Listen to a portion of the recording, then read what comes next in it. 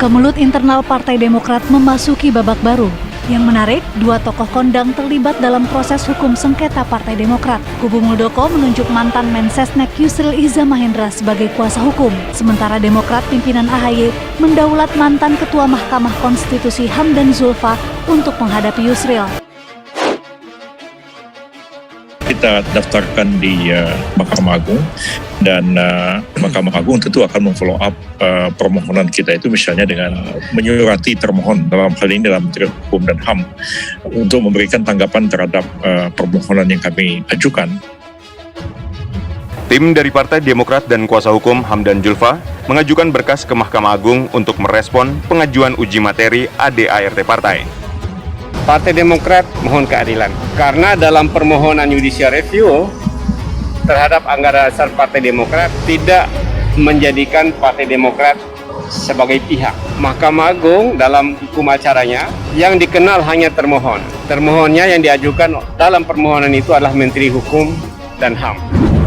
Kalau dilihat dari jam terbang dan pengalaman politik, Pak Yusril di atas angin daripada Pak Hamdan Zulfa ya Mbak.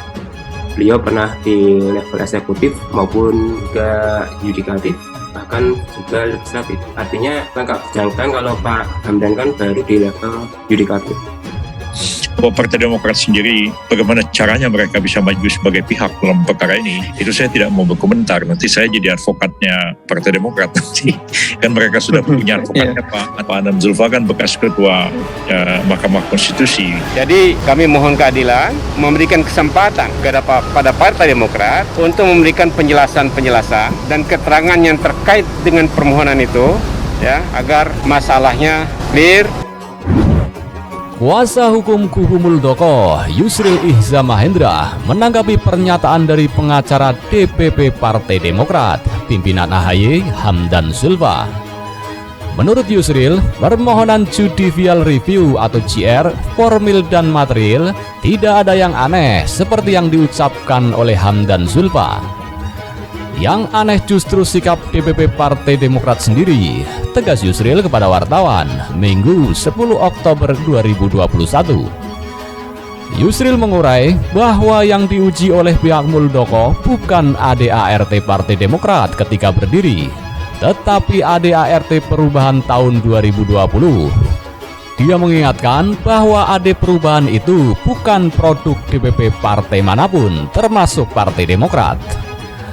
Sesuai Undang-Undang Parpol yang berwenang, mengubah ADART adalah lembaga tinggi dalam struktur partai tersebut.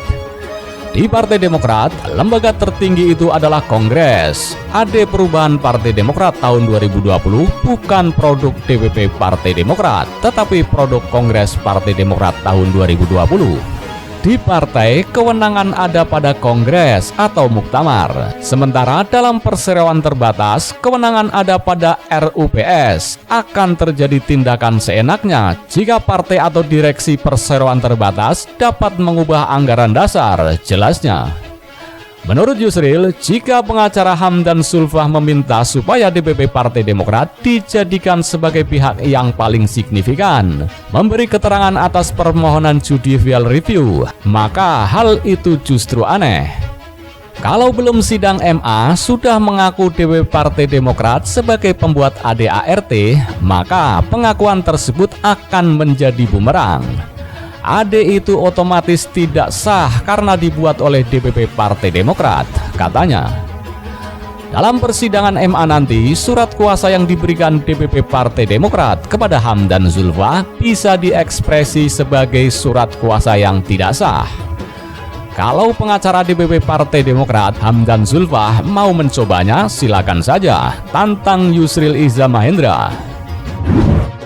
Sementara itu, kuasa hukum Partai Demokrat kubu Agus Harimurti Yudhoyono atau AHY Hamdan Zulfa siap melayani tantangan Yusril Iza Mahendra di Mahkamah Agung. Kedua pengacara kondang itu akan bertemu terkait gugatan uji materi terhadap anggaran dasar dan anggaran rumah tangga Partai Demokrat. Kami secara resmi menyampaikan permohonan sekaligus keterangan sebagai pihak termohon intervensi pada Mahkamah Agung.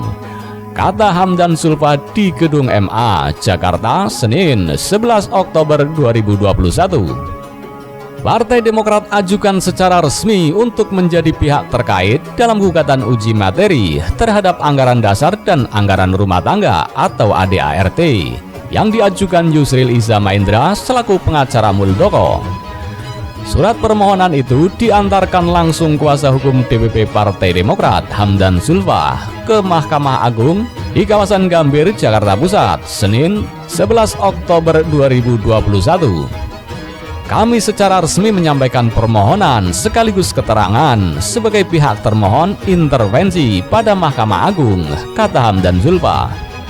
Hamdan mengatakan bahwa permohonan itu menjadi penting diajukan karena Yusril menjadikan Menteri Hukum dan HAM sebagai pihak termohon, bukan Partai Demokrat sebagai pemilik ADART. Kenapa ini penting? Kami antarkan secara langsung oleh saya dan Wakil Ketua Umum dan Ketua Dewan Kehormatan Partai Demokrat mencari keadilan karena dalam permohonan judicial review terhadap ADART Partai Demokrat, terangnya. Kemudian, kedua, Mahkamah Agung dalam hukum acaranya yang dikenal hanya termohon. Yang diajukan dalam permohonan itu adalah Menteri Hukum dan HAM, lanjutnya. Mantan Ketua Mahkamah Konstitusi ini menambahkan, Partai Demokrat berharap permohonan itu dikabulkan supaya bisa memberikan penjelasan detail dalam proses persidangannya. Jadi kami mohon keadilan memberikan kesempatan kepada Partai Demokrat untuk memberikan penjelasan dan keterangan yang terkait dengan permohonan itu agar masalahnya clear, pungkasnya. 4 mantan kader Partai Demokrat mengajukan gugatan uji materi terhadap ADART Partai Demokrat ke Mahkamah Agung. Mereka adalah mantan kader Partai Demokrat yang dipecat AHY lantaran datang dalam kongres luar biasa di Sumatera Utara. Jadi yang diajukan ke Mahkamah Agung itu adalah permohonan keberatan pengujian formil dan material atas anggaran dasar dan anggaran rumah tangga Partai Demokrat. Dan yang menjadi pemohon itu adalah 4 orang kader Partai Demokrat yang dipecat oleh partai itu sendiri. Menurut Hamdan Zulfa, pengajuan uji materi ADART ke Mahkamah Agung aneh dan tidak lazim. ADART dianggap mengikat internal partai dan tidak seharusnya dibawa ke Mahkamah Agung. Undang-undang mengatakan begini, partai itu harus bikin anggaran dasar, partai itu harus bikin ART. Guideline-nya ada dalam undang-undang. Nah, sekarang partai itu berdiri, disahkan oleh Menkumham, bikin ADART, dituangkan dalam akte notaris, disahkan Menkumham. Begitu kita baca, loh ini kok pasal-pasalnya suka-sukanya sendiri, maunya sendiri, nabrak undang-undang, bahkan nabrak UUD 45. Persoalannya kalau partai seperti itu, siapa yang bisa menguji anggaran dasar dan anggaran rumah tangga partai itu? Apa dibiarkan?